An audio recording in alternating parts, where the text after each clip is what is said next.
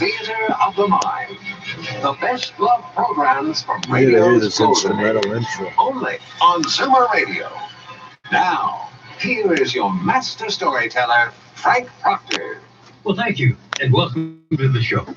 We begin tonight with an episode from the program Nick Carter, Master Detective, starring That's Lon who it Clark is. in the title role. You know why I can't think of that name?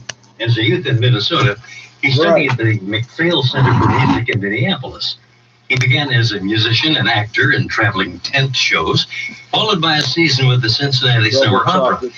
After participating in radio drama in Cincinnati, he arrived in New York during the 1940s, and his rich baritone voice quickly led to network radio shows. Clark was also a familiar voice on such programs as Norman Corwin Presents, playing opposite such performers as Fred Allen, Art Carney, Helen Hayes, and Orson Welles. And now tonight's show entitled Vanishing Lady. The Linux Show, starring Nick Carter, Master Detective, presented by Acme, America's great producer of fine quality paints.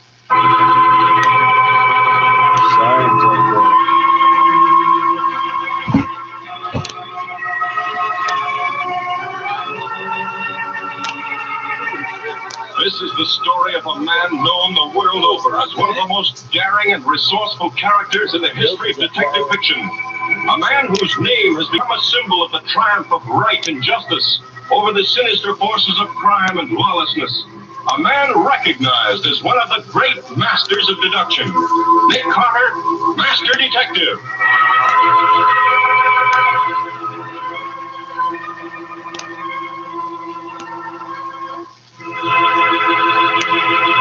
Today's exciting case, the Vanishing Lady. Another exciting chapter dramatized from the life story of Nick Carter.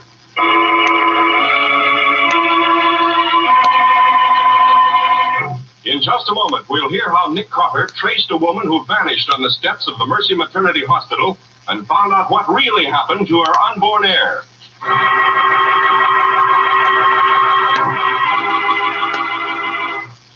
And now for today's exciting case from the life of Nick Carter. As we look in on Nick Carter today, we find him in his laboratory at the top of the old brownstone house on the corner of 5th and 4th. It is night. The laboratory is dark except for the strange, unearthly glow of a small mercury vapor lamp which casts an eerie light into the intent and watchful eyes of the great detective, Nick Carter. There is silence. Someone moves in the shadow. You're right, Patsy. The ultraviolet ray shows that 2 different inks were used in the writing of this will. Yeah, the whole job's a forgery. That's all. Turn on the lights. Oh, praise thee. Now I can go home and get a night's sleep for a change. Oh, no, not yet. Get the vaporizer ready. I want to test this sheet of paper for latent fingerprints. You want iodine or osmium tetroxide? Tetroxide. I want to take pictures. Okay. Iodine just isn't photogenic. Now, take it easy, Patsy. It's only the night bell. Somebody's at the front door, so... I guess I'll never get over having my stomach do nip-ups if a phone or a doorbell rings suddenly in the middle of the night. Here, you take this stuff. I'll go down and see who it is.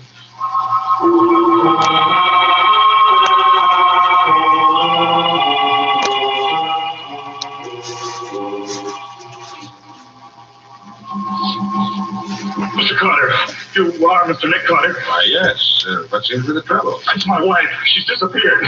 We had a quarrel, and now she's gone. I wouldn't be too upset, Mr. Ashford, Harold Ashford. But I am upset. Anyone would be. You see, she's going to have a baby. When? No, any minute. I mean, any hour. She was on her way to the hospital. That's when she disappeared, right on the steps of Mercy Hospital. Why weren't you with her at the time? I just told you we had a quarrel. Don't you see? Now, look here, Mr. Ashford. Just a minute, Nick. I think we'd get more information if we gave Mr. Ashford a chance to collect himself. Here, sit down in this easy chair. Thanks. You're very kind, Mrs. Carter. I guess you've been through this yourself. Oh, no, my name's Bowen. Miss Patsy Bowen. Oh, I'm sorry. I mean, I apologize. Perfectly all right, Mr. Ashford. So I do know a little about these things. Mr. Carter, on the other hand... Now, look here, Patsy. Mr. Ashford didn't come here, did he? Quiet, Nick. You may be tops when it comes to scientific detection, but how you ever passed in applied psychology? Now, Mr. Ashford, suppose you tell us all about it from the beginning. Yes. Yes, of course. Patsy, sometimes I have to hand it to you. Thanks.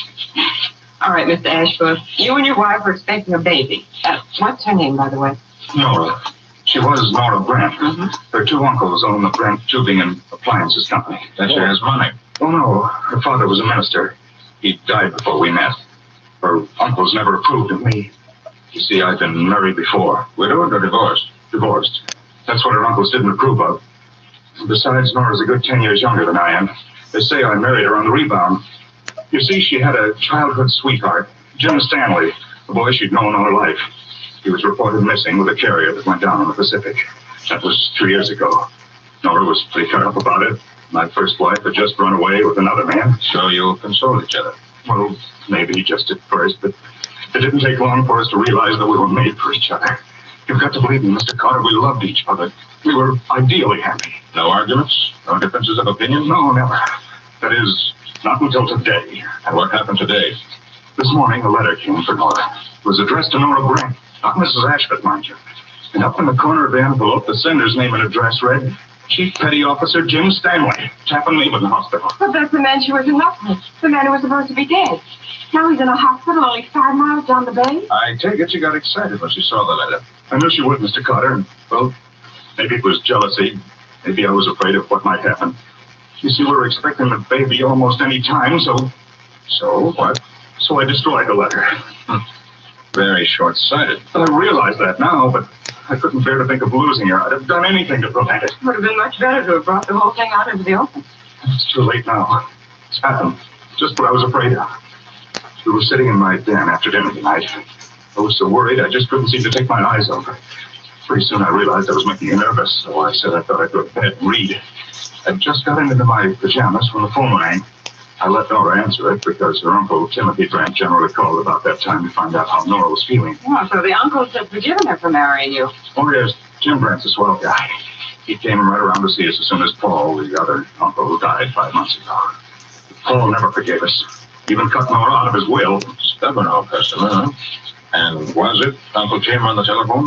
No, I could hear Nora's voice, but not what she was saying. She was talking on the extension in the dining room. Pretty soon she opened the bedroom door. She was sort of quiet, white. Oh. What did you do with that letter? What letter, Nora? The one from Jim Stanley. I just talked to him. But Nora, there wasn't any letter. You mean Jim's alive? Harold, you've never lied to me before. How could you? How could you? Nora, please, I can I explain. don't want any explanations. I don't want... Nora, Nora, darling, what's wrong? What's the matter? Baby, I've got to get to the hospital. I've got... Nora, please, darling, don't be frightened. Just as soon as I get dressed again, I'll take you. Probably Uncle Tim. Hello? Oh, yes, Uncle Tim. No, something's happened. It's the baby. I'm going to the hospital right away. Please call Dr. Jenkins and tell him that I need him. Tell him to come right away. Nora, for heaven's sakes, wait just a minute until I... No, Harold, I'm going for good. I don't ever want to see you again.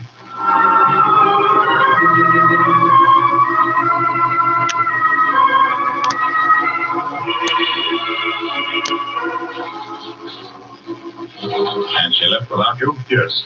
I heard the front door slam while I was putting on my shoes. I ran after her, but it's too late. Old Joe, that's the man who had the taxi on that corner, pulled away just as I ran out the front door. It was 20 minutes before I got another cab.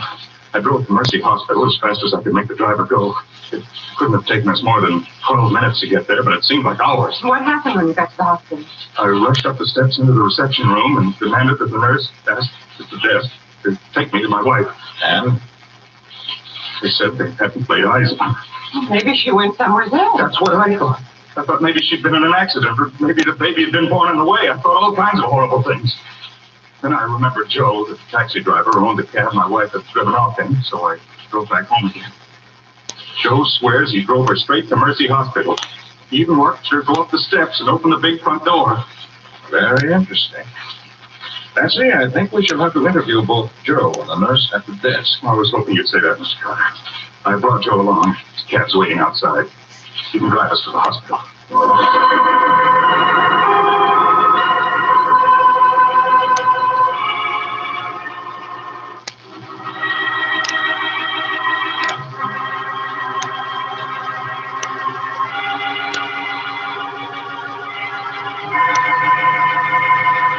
As As we see Nick Carter again, he and Patsy and Harold Ashforth are in Old Joe's cab, which is whirling them off to Mercy Hospital, on whose steps Mrs. Ashforth disappeared less than an hour previously as she was on her way there to have a baby.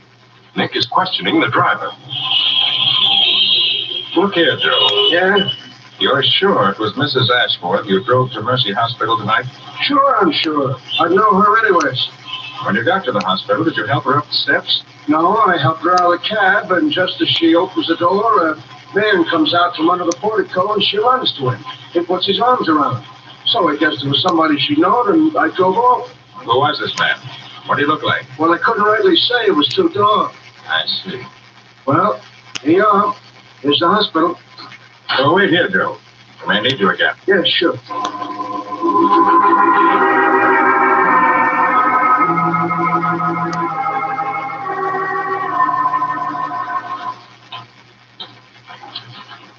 The reception desk is over here, Mr. Carter.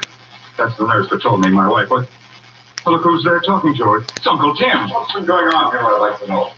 Well, the baby did decide to arrive ahead of time. Plenty of hospitalists can't take care of cases like that. But I tell you, Mr. Brent, we didn't turn your niece away. Mrs. Ashford never came here. I swear to you, she never walked in that door. Then why did I just get this wire saying you were full up? Mind if I have a look at that telegram, Mr. Brent? And who in blazes are you? This is Nick Carter, Uncle Tim. Trying to find out what's happened to Nora. Why didn't you stick with Nora? You've done your duty as a father. We know where she was. Suppose you let me look at that telegram. See what I can make of it. Oh, yes, of course. Mercy Hospital full. Mrs. Ashford taken elsewhere. Everything under control. No cause for anxiety. Signed, Mrs. Mary Brown. Who's Mrs. Brown? Never heard of her. Do you know? Name means absolutely nothing to me. Mary Brown. Nice and definite sort of name. Let's see. This telegram was handed in at the Midtown station at 10:45. That was only a few minutes after Nora left the house. Yes, interesting. When did you receive the telegram, Mr. Brent? About 10 minutes ago. I came right over here. I only live 3 blocks away. Why didn't you receive it earlier? Should have had it 3/4 of an hour ago. I suppose I would have if I'd been home, but I went to a late movie. Patsy. Yes, sir. Suppose you go to the telegraph office that wire was sent from. See if you can get a line and we handed it in. Then get hold of the nurse's registry. That's possible. There may be a nurse by the name of Mary Brown. Okay. There is. Find out what hospital or sanatorium she works out of. Report back to Mr. Ashford's apartment. Right, Nick, I'm on my way. And you, Mr. Ashford, I suggest you go home. I have a hunch you'll get a telegram yourself in the not-too-distant future. You think so? Maybe there's one there already. I'll see you later. Mr. Grant, tell me, you really think your niece is still in love with this fellow, Jim Stanley? It's my personal opinion, Mr. Carter, that she found she didn't love her husband. She took that way out to sort of keep him at arm's length. Well, I guess I'm getting on home. If there's something more I can do for you. No, I think you've done everything we could expect, Mr. Grant. But there are still a few questions I'd like to ask the nurse at the reception desk. Good night. Good night.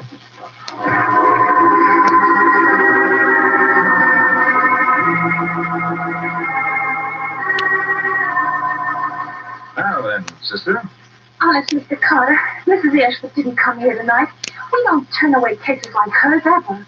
Mr. Ashworth's doctor, what's his name? Stevens. He takes care of all the Brents and the Ashfords. Did he show up at any time tonight? Oh, no, sir. He hasn't been here all evening. And yet Nora told her uncle to get hold of him. I wonder.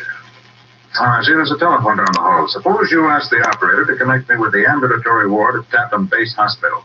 And while I'm getting that call, you might phone Dr. Stevens' house and find out for me why he didn't get round to deliver the Ashworth baby. Oh, let him think it's a routine inquiry from the hospital. Will you do that for me? Oh, anything I can do for you is a pleasure, Mr. Carter, I'm sure. Thanks, sister. I'll take a call down here. Gee. Myrtle, connect the gentleman on the hall phone with the Tappan Base Hospital. Yeah, the Tappan Base Hospital, the ambulatory ward. Yeah, it's Mr. Nick Carter, the detective. Hurry up, will you, Myrtle?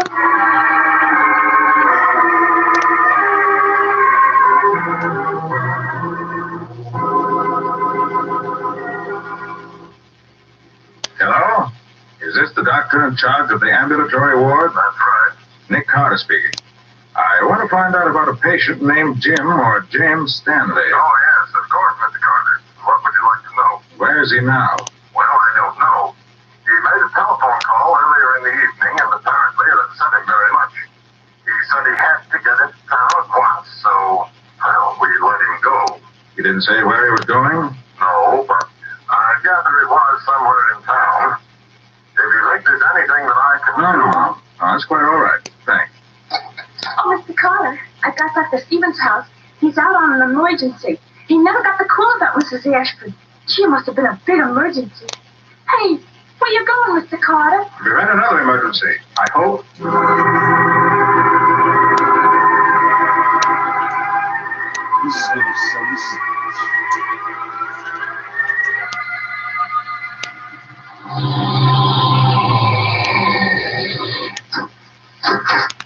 Thanks, Joe. Okay. Which is the Ashford apartment? Ground floor, right, just inside the front door. Thanks. There's somebody there, all right. Lights lit, shades drawn. What's that? Two figures. Male. Wait, Jupiter, one of them got a gun. There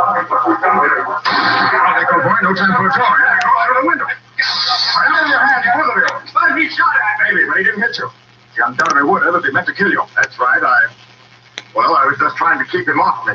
He's got some crazy idea that I ran away with his wife. I take it you're Chief Petty Officer Jim Stanley. That's right. I found out today this guy had married Nora. Well, she sounded sort of upset when I talked to her on the phone, so I thought I'd just drop around and size up the situation. If he wasn't treating her right, I was going to beat his ears in. Nora and I grew up together. We were like brother and sister. You see, Mr. Stanley, unfortunately, Mr. Ashforth's wife disappeared just after you talked to her. And somehow we rather imagined she might have run away with you. So that's why he jumped me. Oh, but he's got it all wrong about me and Nora. Oh, we had a crush when we were in school, but I married a girl in Australia 3 years ago. I wrote Nora at the time, and she wrote back wishing me luck. Well, she never told me that. We women do strange things sometimes to keep our boyfriends guessing. Oh, Patsy, stay away from that broken window. Wait for me outside. Don't worry, I'm not the one who takes chances. Oh, look, Dick, I found out about the telegram, and there's no Mary Brown, Miss or Mrs. in the nurse's register. And the telegram was handed in by a man. In fact, I think he sent another. I ran into Miss Patsy coming round the corner. Oh, Brent, hello. Yes, I had a hunch you'd get another wire. Let's have a look. No, don't try to come in. Patsy will hand it up. Here you are, Miss. Thanks. Your grandniece and her mother doing beautifully at Clay Sanatorium. Well, come and bring the papa. Mrs. Ashford keeps asking for it. And no signature. She wants me. Nora wants me. And the baby's here. I have a little girl. It's wonderful. Where's my hat? Oh, I haven't got time. Come on, everybody.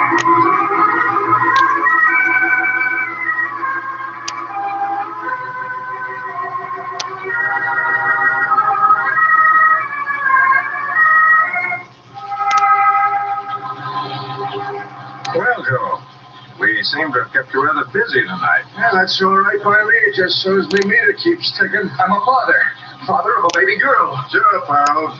Maybe you'll have better luck next time. After all, you and Nora are still young. And just what do you mean, Mr. Brent, about better luck next time?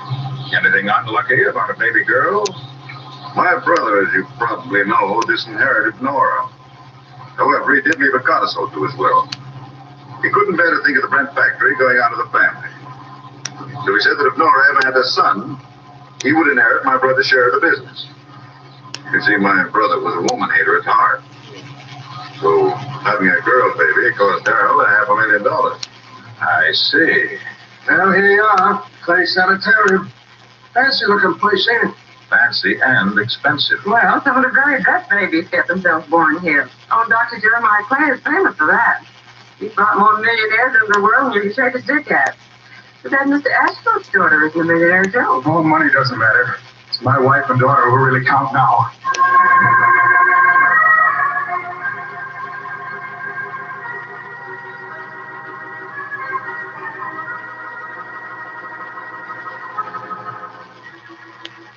Well, I'm glad you've come. Welcome, Mr. Brent, and congratulations to you, sir. You must be the father. Sorry, I haven't that honor.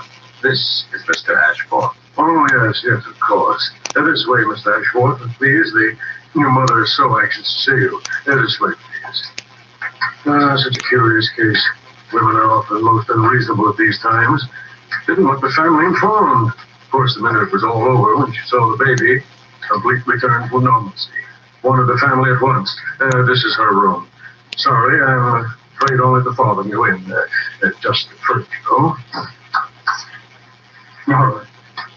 Oh, Nora, darling. Dearest, my darling. Oh, so please, darling.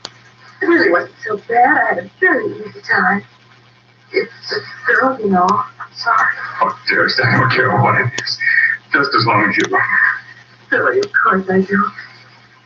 Funny when they showed her to me. It's like being introduced to a perfect stranger. Darling, we'll get acquainted with her together. Well, come on, Nick. Our job's finished. Let's go home. Oh, Dr. Clay, yes? I think I'd like to have a look at Mrs. Ashforth's baby. Of course, I'll have her nurse show it to you. Just a moment, please. This is the first time I ever knew you to show an interest in the nursery. I'm playing a hunch, Betsy. Oh? A hunch that may split this case wide open.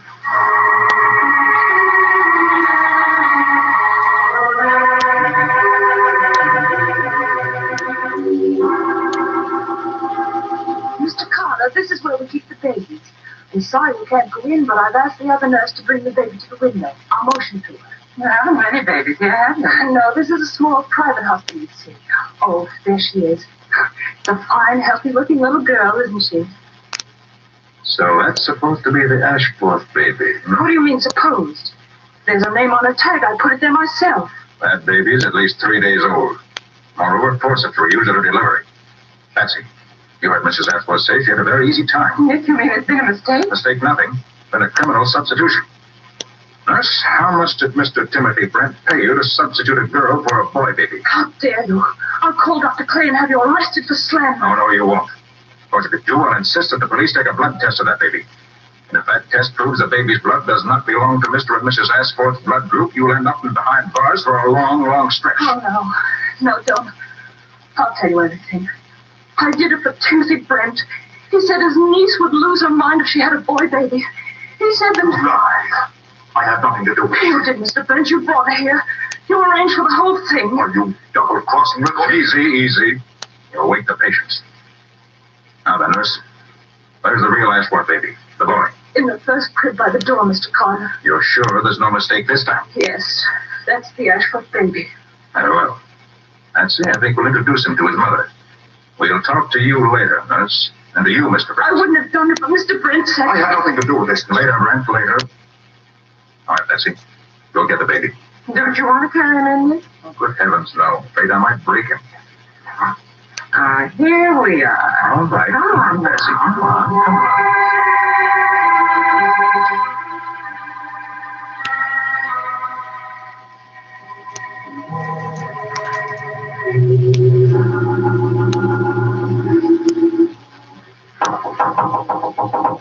Come in.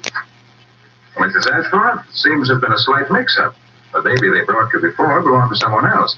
So we thought you might like to see yours. It's a boy.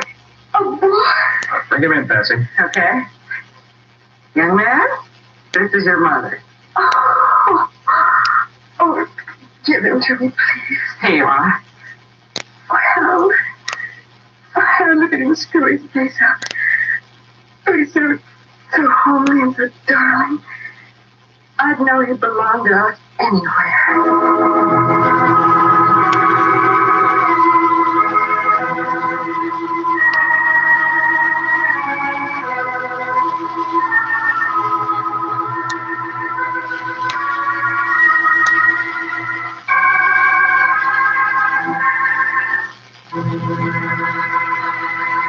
In just a moment, Nick will tell you the clues that enabled him to solve the case of the vanishing lady.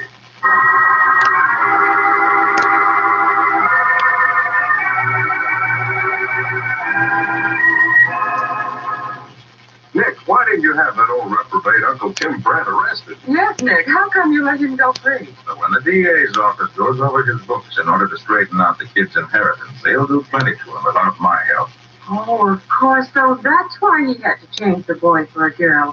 He's been up to some shenanigans with his brother's fortune. Obviously. Well, Nick, when did you first suspect the uncle? Right away. Oh, just like that, eh? Well, it couldn't have been anybody else. The man who met Nora on the hospital steps had to be responsible for her disappearance. Only 2 men knew she was on her way to the hospital. Her husband and her uncle. That's right. Her husband was left at the post, never caught up with her. Therefore, it had to be the uncle. Well, Nick, that was quite a story. Now, what can you tell us about next week's case? Well, let's see. Next week, I think I'll tell you about the pompous chemical magnate who rang our doorbell one evening, clad in pajamas, overcoat, and bare feet. And the pajama legs were partly burned off. In fact, that was the 3rd night in a row that the old boy'd been thrown out of a hotel because he... Hold it, Betsy, hold it. Let's not get the whole plot away. That comes next week. Well, what do you call that story, Nick? I call it The Strange Case of the Involuntary Firebug.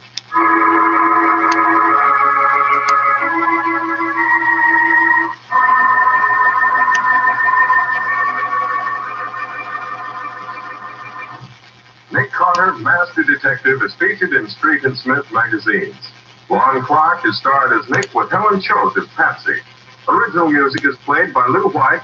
The programs are written by Edith Meiser, and any resemblance therein to actual persons, living or dead, is purely coincidental. The entire production is under the direction of Jock McGregor.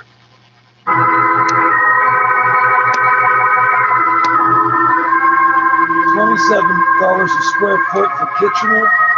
People are insane. Nick Carter, Master Detective, is presented at this time and over these same stations each week by the 3 great Linex home brighteners. Linex Clear Gloss Varnish, Linex Cream Polish, and Linex Self-Polishing Wax. Created by Acme, America's great producer of Acme fine quality paints. This is Ken Powell speaking for the thousands of Linex dealers all over America and saying so long until next week.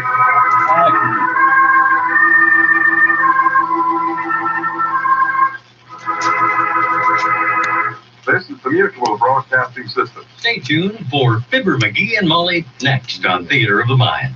It's in you to fight cancer. Words that have special meaning. As Fight Back with Libby Znaimer explores how patients need to take charge and advocate to obtain the care they need.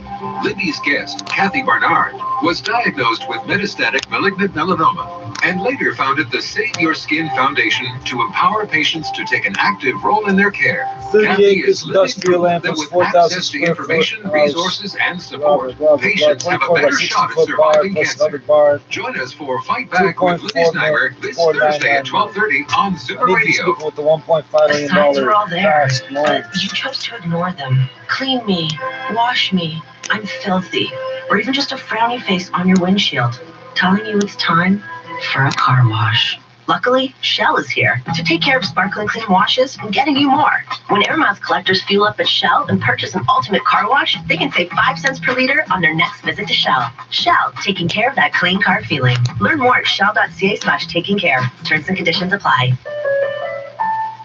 Hearing Life offers essential healthcare services, so our hearing clinics remain open by appointment. Hearing Life also offers remote and contact-free services. Visit hearinglife.ca for tech support, or take our easy online hearing test. You can also book a free virtual hearing appointment with one of our professionals. If you do need to visit us, rest assured we observe the strictest COVID-19 safety protocols to keep you and our staff safe. Visit hearinglife.ca for more details. Hearing Life cannot die. Say what you like about the lockdown. It's made the two of you inseparable. The kind of love you only hear about in a song.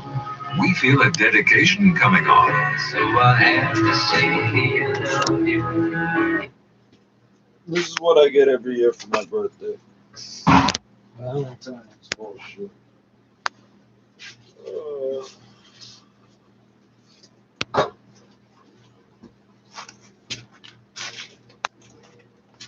There's an ice wine making facility here for sale. Friday, 416-603-4740. Ice wine and ice cider production facility, 40 acres, 10.988 million. Holy fuck, I could own this building for none now.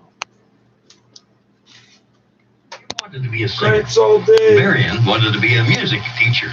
Beans Both attended the same Catholic church where they met at choir practice.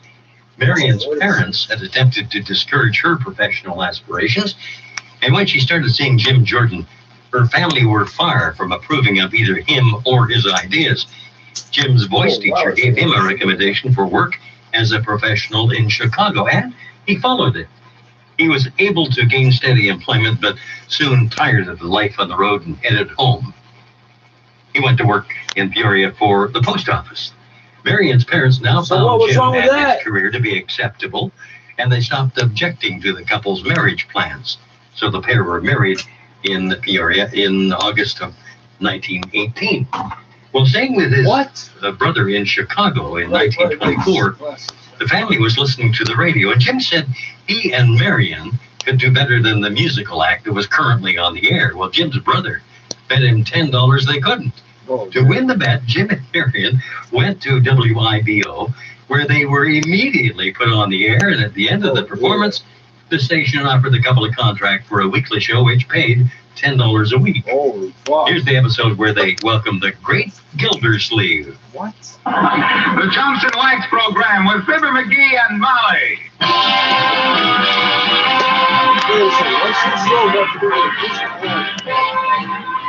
The makers of Johnson's Wax and Johnson's Self-Polishing Glow Coat present Marion and Jim Jordan as Fibber McGee and Molly with Jimmy Shields and Billy Mills Orchestra. The show opens with Hi Ho.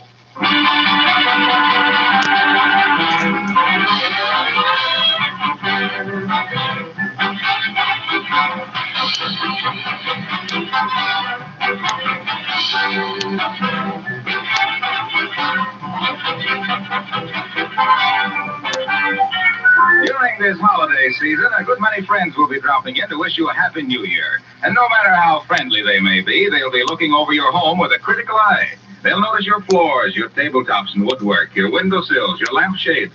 Now, if all these things are wax protected, you'll receive their compliments. Because a gleaming coat of genuine Johnson's Wax adds rich beauty to your home. Keeps dirt and dust from collecting. Wards off scratches and smudgy fingerprints. The most careful housekeepers have discovered that genuine Johnson's Wax is the easy way to keep their home spick and span. At the same time, saving many hours of work throughout the year. Johnson Wax floors grow more mellow, more beautiful with every waxing. They never need scrubbing. Johnson waxed furniture and woodwork is easy to keep clean, is protected against stains and dirty fingerprints. You'll find 100 extra labor-saving uses for Johnson's Wax listed right on the package. You can buy this famous wax polish in either paste or liquid form. Order some tomorrow.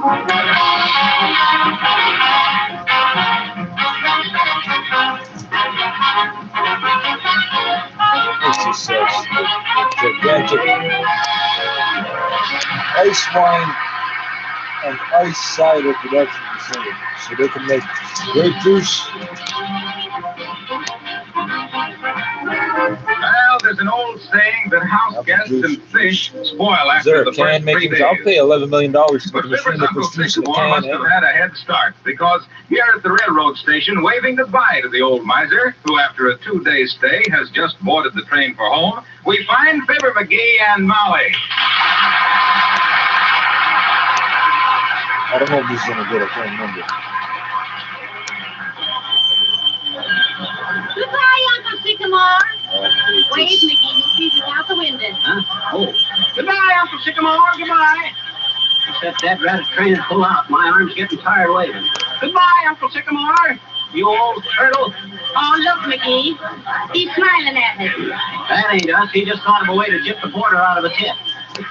Goodbye, Uncle Sycamore. Goodbye. Ah, there he goes. Ah, well, thank goodness. For more reasons than one. Goodbye, Uncle Sycamore. Bye. Whew. What a relief. Wonder what time we'll get back to Peoria. I don't know. I'll find out. Here's the information, though. Hey, Bud, when's that train get to Peoria? Well, let me look at the timetable and that. Whoops. Pardon me. Let's see. Trains to Peoria. Oh, yes, here we are. It gets to Peoria 2 hours after leaving Chillicothe. Don't worry, it'll get there. You got 10 seconds to make the Well, incidentally, what time is it now, sir? Well, it depends what kind of time you were asking about. Now, there's Central Standard, Eastern Daylight, Mountain, Pacific. It's 11:30.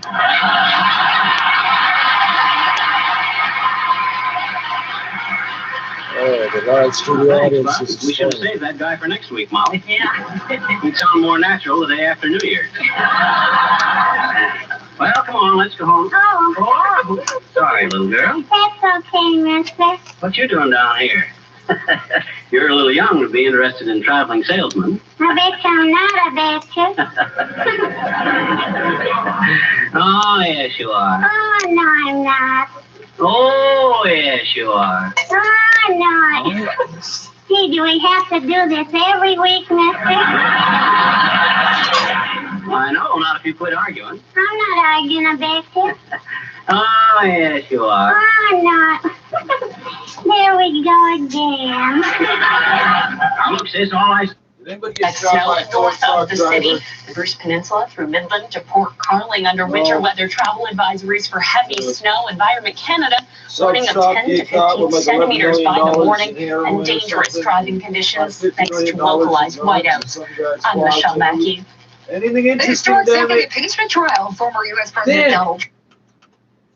In Silicon Valley, California. We're talking about mediocrity, and should mediocrity be accepted in any country, but especially the one we happen to live in. This is Judy in Calgary. You're on Charles Adler tonight. Thanks for holding on, Judy. No problem. I don't think we should accept mediocrity, but I don't think we should be surprised by it. I mean, we re-elected the government we did, and action has never been Mr. Trudeau's strong suit. Talk has been, and I think he's quite enjoying all of the drama that's going on with this COVID thing. The drama, and I think teacher! when they prorogued Parliament and did their big reset meetings, they weren't talking about COVID. They were talking about how they were going to rebuild the economy in this. I have no idea how they're going to rebuild the economy, but I don't think it's been a serious focus. I don't think encouraging Canadian business has been a serious focus. I don't think he's ever been pro-business in any way or understood business in any way. And so I don't think we should really be surprised. We said this is the guy we want, and he's fine, and he's, flashy and good looking. And so let's elect him again. And I don't think we should be surprised. These are the results we get. Well, Judy, if he's only about talk, and a lot of people say that, okay, you're not alone. If he's only about talk and not action, I don't think you have to worry about how he's going to rebuild the economy, because he's just going to talk about rebuilding the economy. And we'll sell the recordings of that. Very well be true, but I mean, we're falling apart. We're hurting, and there's a lot of there's some parts of this country that are hurting, and it's painful, and you happen to live in one of them. And for people who missed when I said Judy's calling in from Calgary. And if you're calling in from Calgary, if you're calling, frankly, from anywhere in Alberta, I have no problem understanding why you're saying what you're saying. And coming up in about 20 minutes from now, we've got someone who has written 5,000 words about the Premier of Alberta, and that is something that we want to listen to. And that's coming up in about 20. I have no idea precisely what he'll say. I have some idea. Or positive among all the samples that have been taken. At the same time, more than 43,000 cases of COVID-19 were detected in our province. This means that variant cases made up 0.25% of all the cases identified from December 15th onwards. More recently, since our lab has begun testing most, if not all, positive samples, the average percent of all cases that are variants of concern is higher at 1.4% of all positive tests. Specifically, between January 30th and February 5th, there were 38 variant cases and 2,703 non-variant cases. This does not in any way minimize the threat that these variants pose or the impact they will have if we let them spread widely.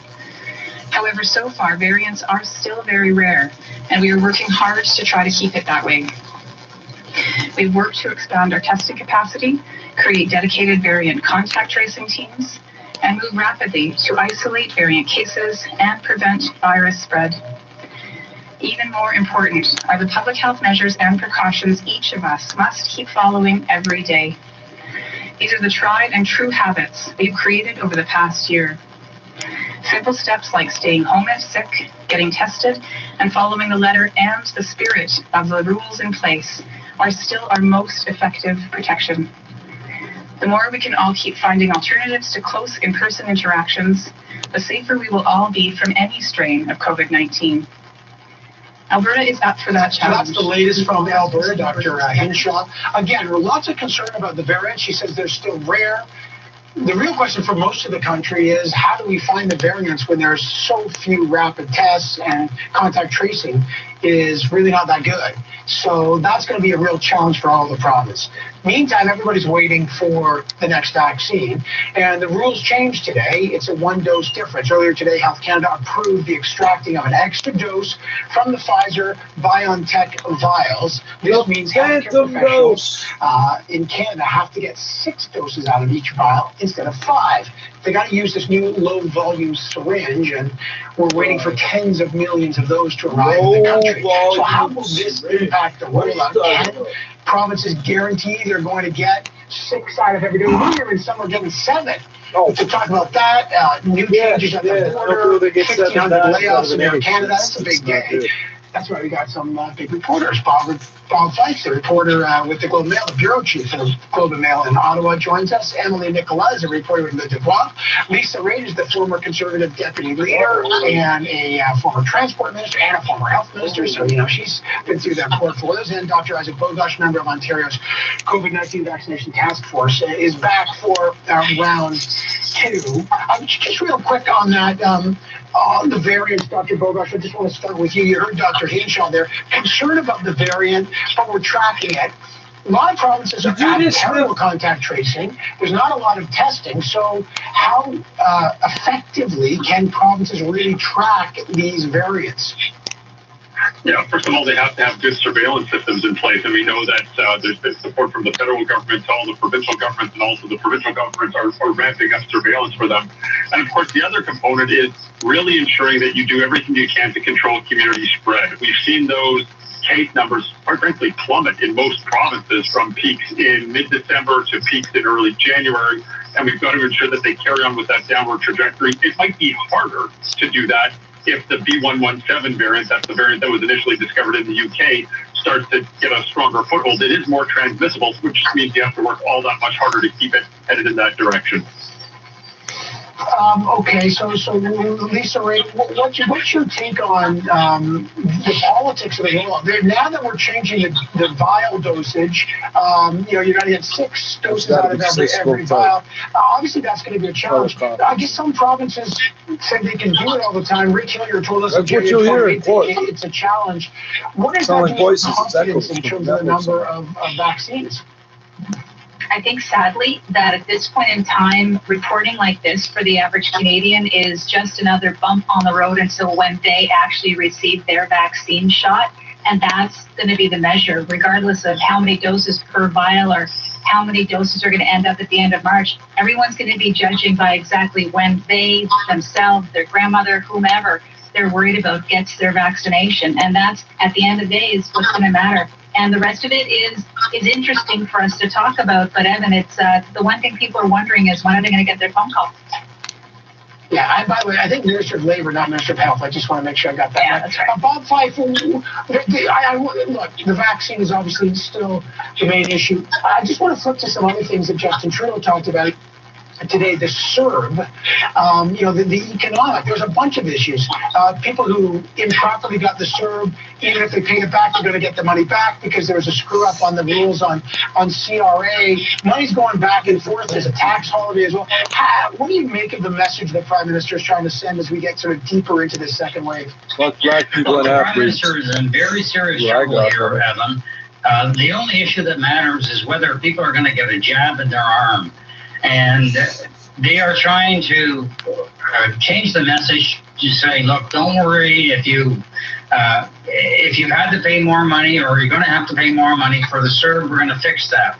But the number one issue that matters to everybody is whether they're going to get the vaccine. And right now, we are watching in the United Kingdom and the United States where people are getting the vaccine very, very quickly.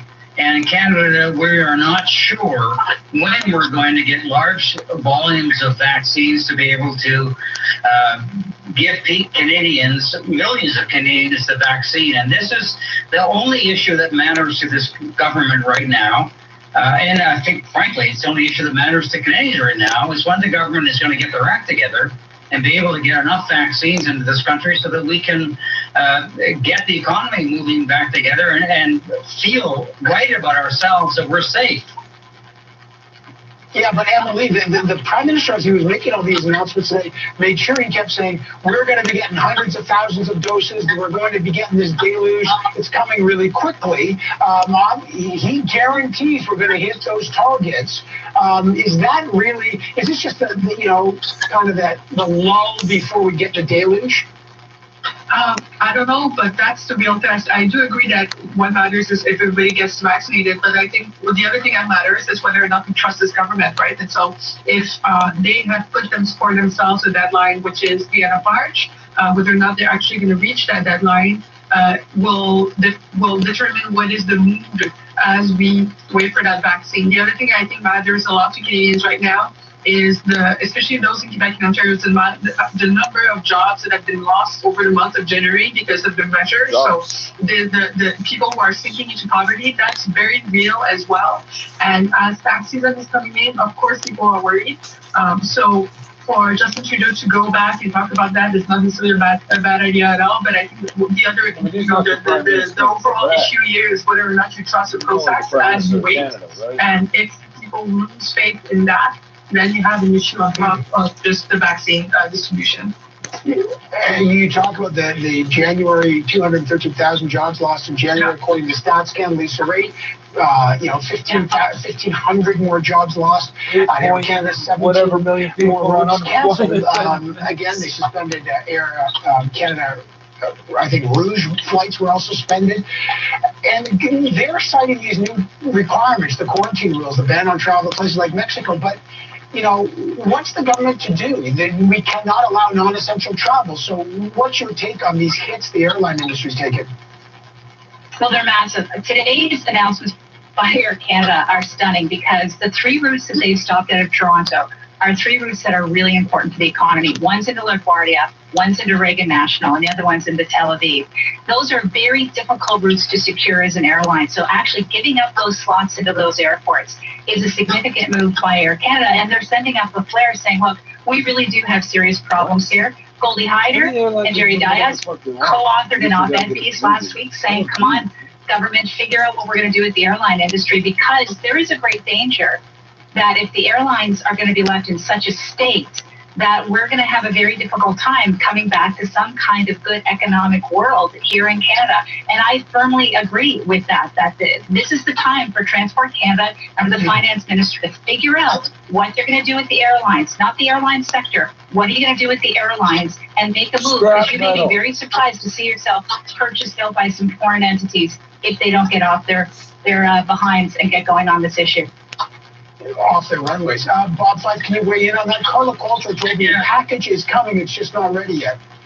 Well, I mean, it's a very, very complicated process that they're going through. For example, the airlines are being told that they have to compensate people who bought tickets and be able to pay them back. It looks like what the airlines want is for the federal government to give them the money so that you can give the money back to passengers who've had their flights canceled. And I don't think that's going to fly very well. It's very, very complicated. This is in the hands now of the Finance Department and the new Deputy Minister, Michael Sabia, who's been negotiating with the airlines on behalf of the Finance Minister, Chrystia Freeland. And there are smaller airlines which the federal government is going to come to the aid. And then there are the big ones, Air Canada and WestJet, which are an entirely different situation. And all the drug kingpins around the world are going to be buying now or have money in the airliners cheap. And I don't know what the answer is to this, and because it's extremely complicated. But we have to give. Obviously, Evan, they have to have some kind of. There has to be some kind of a bailout, because we've shut down basically our airline industry, and all of these people who are working in the industry need help. So the government has to come up a lot sooner with money before the federal budget, which is when they were planning to do so.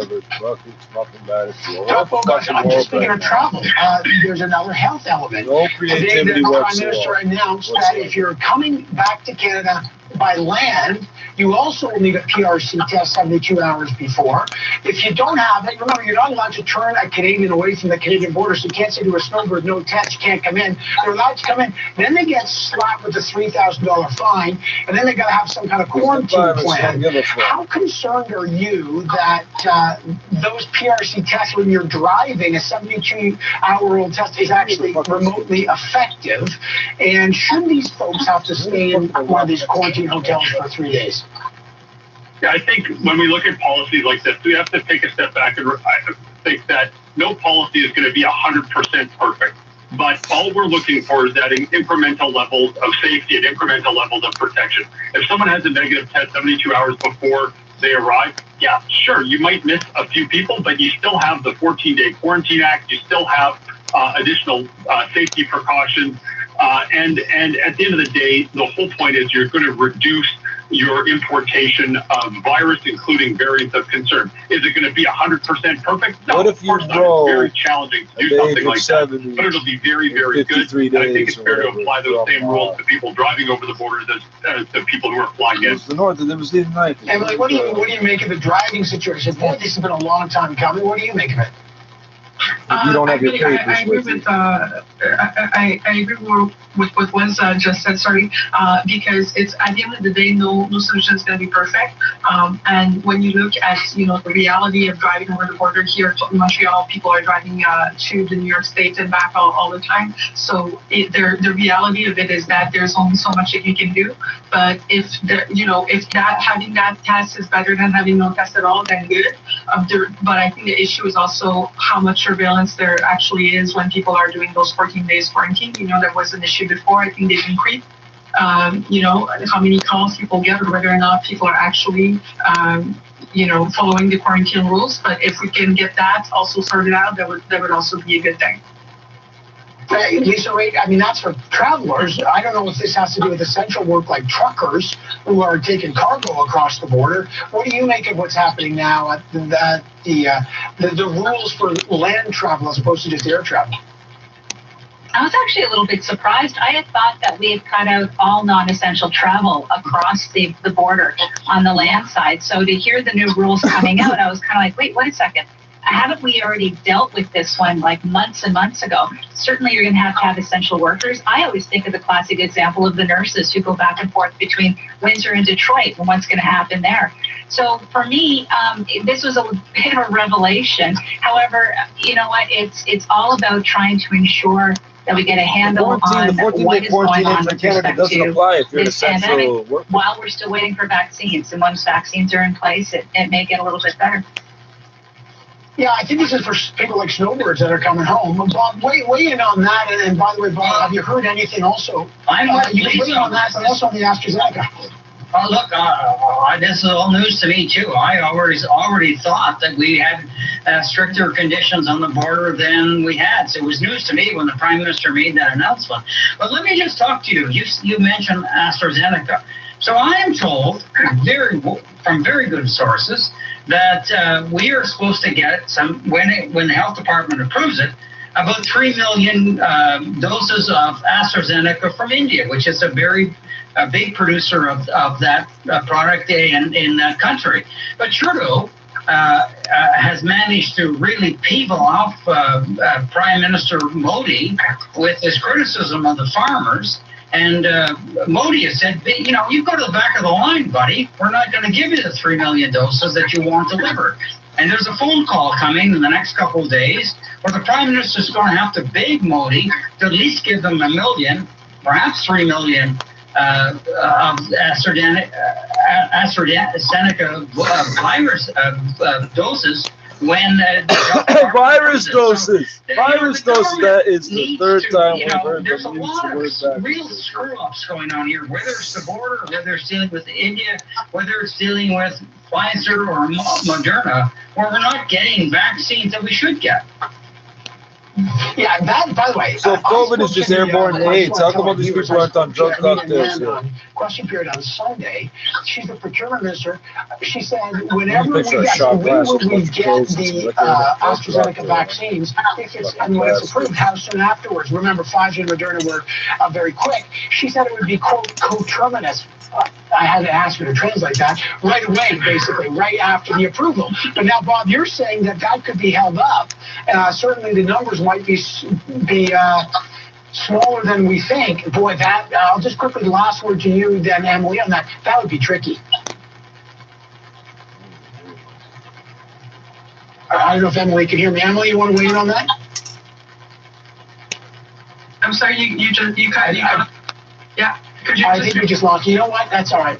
We can just have a nice, long, pleasant goodbye. Lisa Ray, Dr. Bogosh, Bob Fife, Emily Nicolette, great to have you here. Little Zoom technology issues, which we always like. Thanks all so much for joining us to watch that. This is the week you got to watch out for that AstraZeneca approval. If Health Canada gives it the approval, then the next big thing is when do we get it? That's interesting stuff. All right, so that's your power play then, politics. Thanks so much. What do you say? We'll be back here in 23 short hours. Have your luck, please. 1,500 new job cuts at Air Canada. This is Lisa Laflamme tonight Yearly, on Miss CTV National News. 1,500 new jobs. You start travel restrictions cuts. on the ground. You can't do that to people. Tonight at 11 on CTV National News. You know, they always do to Canadians.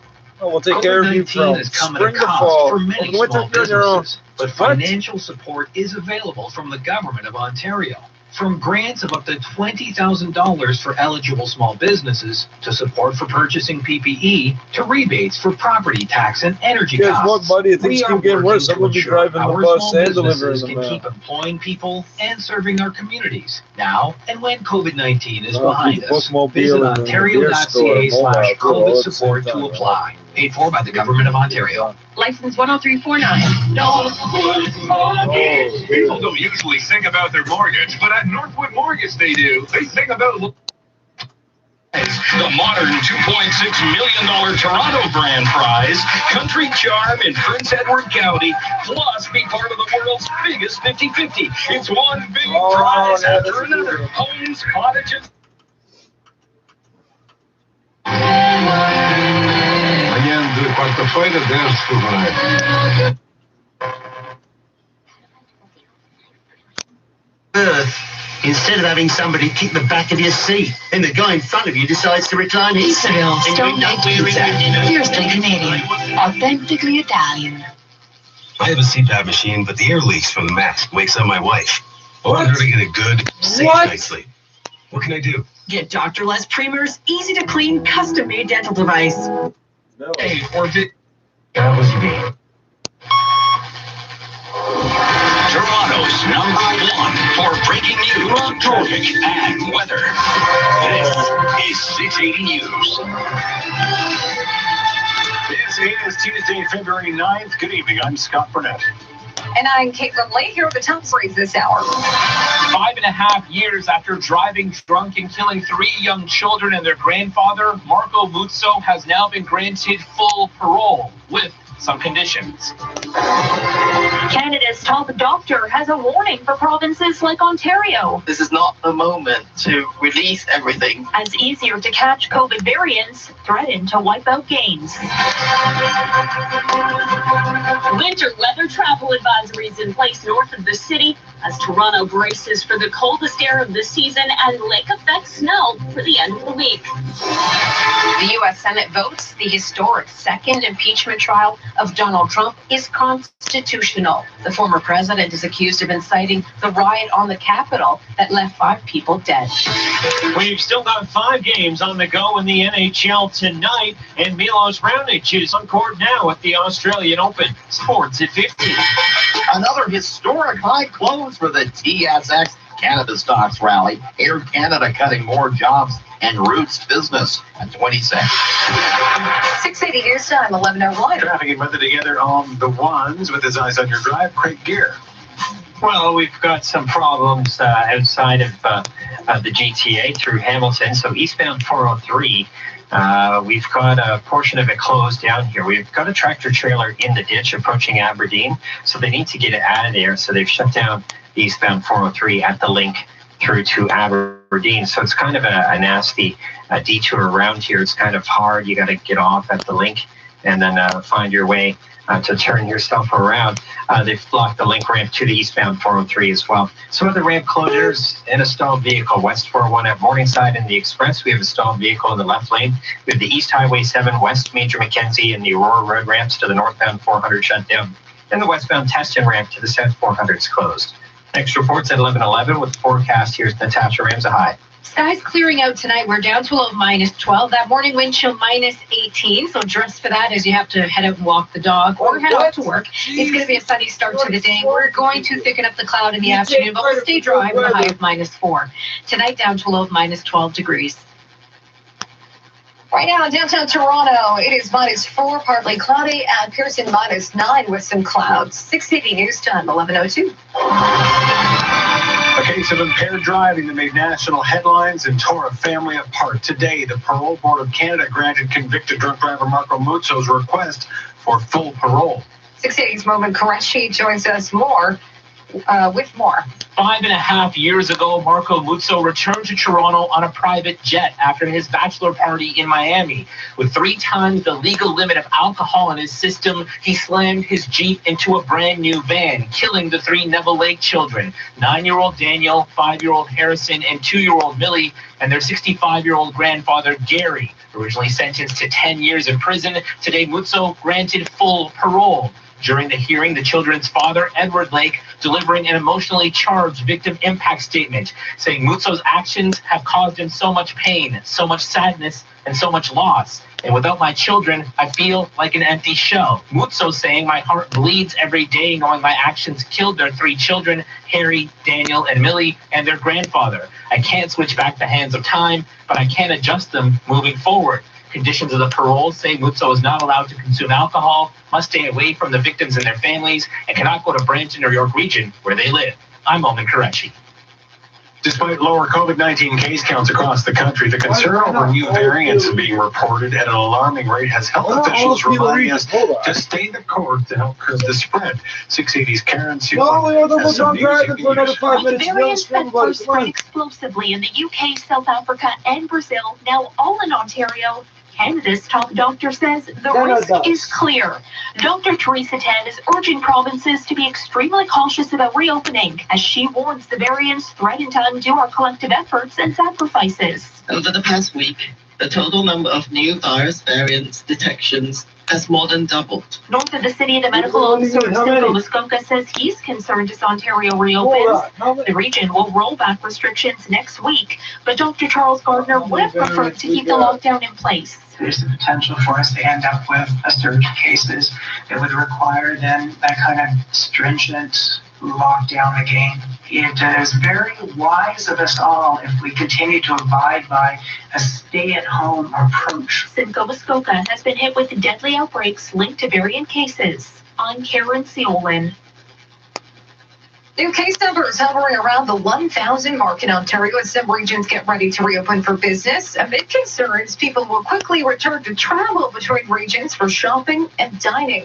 1,022 new cases being reported today, with a majority of them in Toronto, Peel, and York regions. Napanee among the 3 communities moving out of lockdown tomorrow.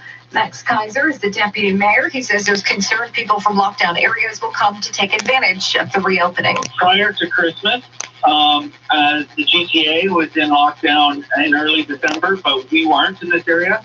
We saw lots of vehicles with Pickering, Oshawa, Whitby license plates in this area doing their Christmas shopping. Kaiser asking people from other areas to be patient and stay local, with reopening for them just 1 to 2 weeks away. Get to issue their own license plates. Also on the way, 680's Michelle Mackey breaking down the timing of this double dose of winter for the end of the week. The temperatures will continue to drop through the week, and Friday could be the coldest day we've had this winter with a high of -10. The Arctic air mass, along with a gusty northeasterly wind and low ice cover on Lake Ontario, could also bring us lake effect snow Friday, according to 680 meteorologist Natasha Ramzahai. Usually by the time January and February rolls around. All this weather. I just lost their jobs, and if the Biden administration was unwilling to... Thousands have joined and posted pleas for help from Ottawa. How can you leave out an essential industry in a country as geographically vast as Canada? The government says it is negotiating a bailout, but that it would come with conditions, including that airlines first refund passengers for flights canceled during the pandemic. Lisa. In Montreal tonight. There may not be an airline aid package at this moment, but companies like Air Canada have received huge amounts of money from the federal wage subsidy. Tonight, CTV senior political correspondent Glenn McGregor looks at why that program intended to save jobs using taxpayers' money still landed thousands in the unemployment line. Layoffs across the airline industry keep coming despite a massive cash injection from federal government wage subsidy. Congressman Joe Negouche argued the text of the Constitution makes clear there is no January exception to the impeachment power. The presidents can't commit grave offenses in their final days and escape any congressional response. But Trump's defense lawyer David Schoen tried to make a case about why the impeachment trial of the former president is unconstitutional. Impeachment trial by the Senate of a private citizen violates Article 1. Yeah, but then he got elected and he stopped being a private He citizen. said That's the the trial part should you be don't want to talk about. dismissed, but in the end, 6 Republican senators joined Democrats in voting the trial is constitutional. I'm Phil Martino. 680 News Time, 11:08. Toronto sidewalks could be getting a new makeover, according to Blog TO. Waterfront East LRT Extension has proposed heated pavements on Queens Quay between Parliament and Yonge. They say heated streets are not only more maintenance friendly, but they also improve access to transit in the winter months. A virtual community consultation is set to take place February 17th to discuss the plan. Conservative leader Erin O'Toole dismissing the idea of instituting federal standards for long-term care homes in Canada, despite troubling conditions exposed by the pandemic. O'Toole tells the Toronto Star in an interview he believes that the Ottawa knows best approach is not the right path, and the feds should instead be working collaboratively with provinces to fix the problems. Provincial governments have been in charge of long-term care, but the Prime Minister proposed new national standards following an overwhelming number of stories of abuse, neglect, and deplorable conditions at many of the homes that were sites of major deadly COVID outbreaks. The federal proposal has been stalled due to opposition from several premiers. O'Toole also appears to reject an NDP call to eliminate from-profit homes in Canada, saying it doesn't matter if it was a public or a private home in terms of the outbreaks. This is 680 News. It is. It's 680 News. So, our mortgage approval is done? Great news. The bank is Daycares, group homes, children's aid societies, long-term care homes. But it's all private. It's all private in this fucking part of the world.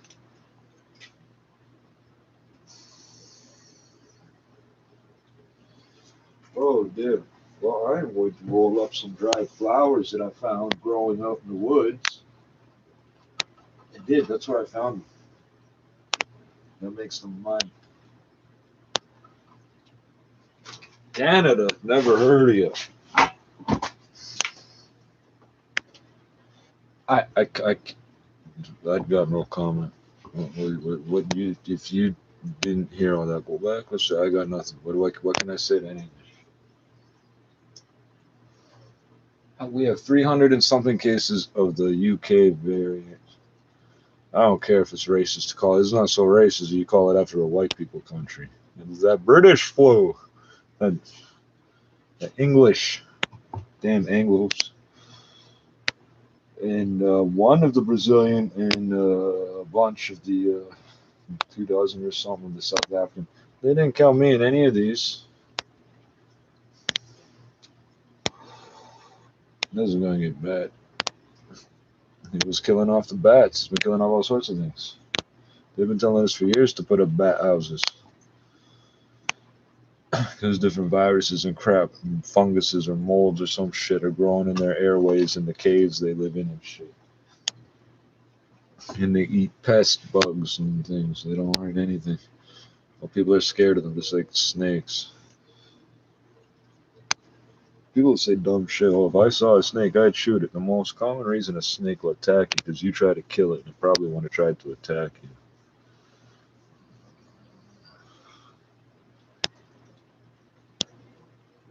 The most interesting piece of news I heard off this thing the last couple of hours was a big chunk of scrap metal in the left lane. You don't want to run over that. No, I don't. That was helpful.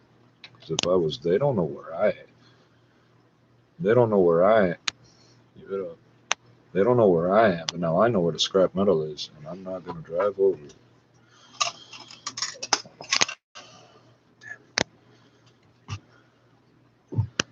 Yeah, of course. It's going to be problem after problem after problem. Of course. Keep it up. Videos don't start in like 2 seconds. Let's start it over or some shit. I'm going to get a better idea.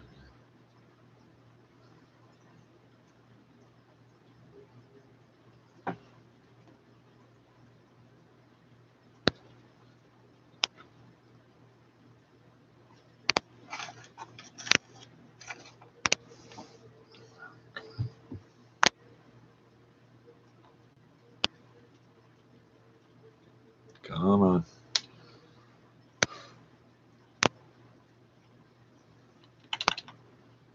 Okay.